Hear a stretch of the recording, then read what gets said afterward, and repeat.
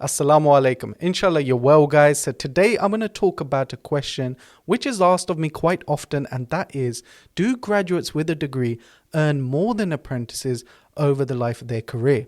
Now, what people's concern is that once you've qualified as a chartered accountant, that if you're a graduate, you will have higher earning potential just because you have a degree. But before I go into it, if you're new to the channel, just to give you guys a bit of an introduction, my name's Fazan. I'm a chartered accountant.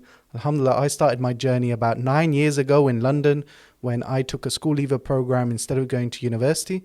I qualified about 4.5 years later, and since then I've worked for a FTSE 100 and I currently work for a Fortune 100 company in internal audit. And inshallah, on my channel I talk about tips and give you guys advice to help you succeed and get either a placement, school leaver offer or a grad role in the big 4 top 10 firms or even within industry, so you can go ahead and become a chartered or a management accountant. Now, going back to the question, I have to say that this question stresses me out, not because you guys asked the question. I appreciate your questions, and as always, keep them coming in either by commenting below or messaging me on Instagram. However, the question stresses me out because the information which is publicly available to you suggests that yes, if you have a degree, you will have a higher earning potential than an apprentice. So let's firstly talk about salary surveys. So some of you may be thinking, what is a salary survey? So a salary survey is typically sent out by recruitment agencies or market research related companies each year to people on their mailing list to ask them how much you earn, are you a graduate or an apprentice, how many years experience do you have, what role do you work in, what area of the country do you work in, and they then accumulate a report which summarizes, okay, as a graduate you can expect to earn this amount of money, as an apprentice you can expect to earn this much within this region.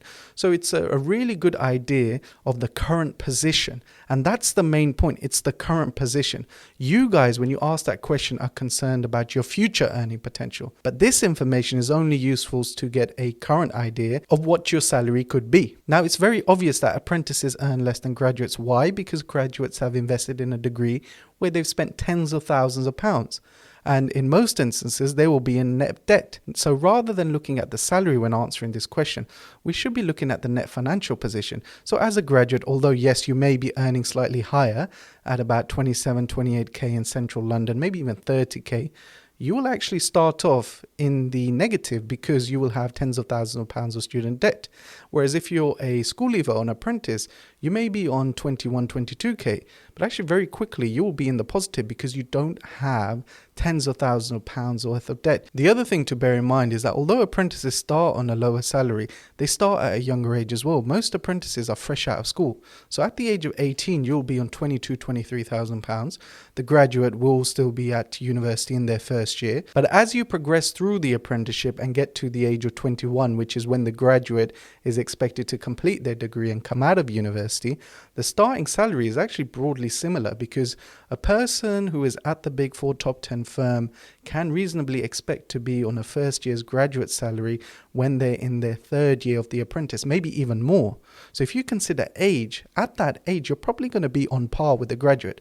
Now, the biggest thing is, what happens once you qualify? So once you qualify as a chartered accountant, the playing field is leveled. And I want to use a bit of an analogy. So imagine if a graduate and someone fresh out of school are going for a retail job, say as a store assistant in a local retailer. Now, the graduate obviously has a degree and the school leaver may have GCSEs or A-levels.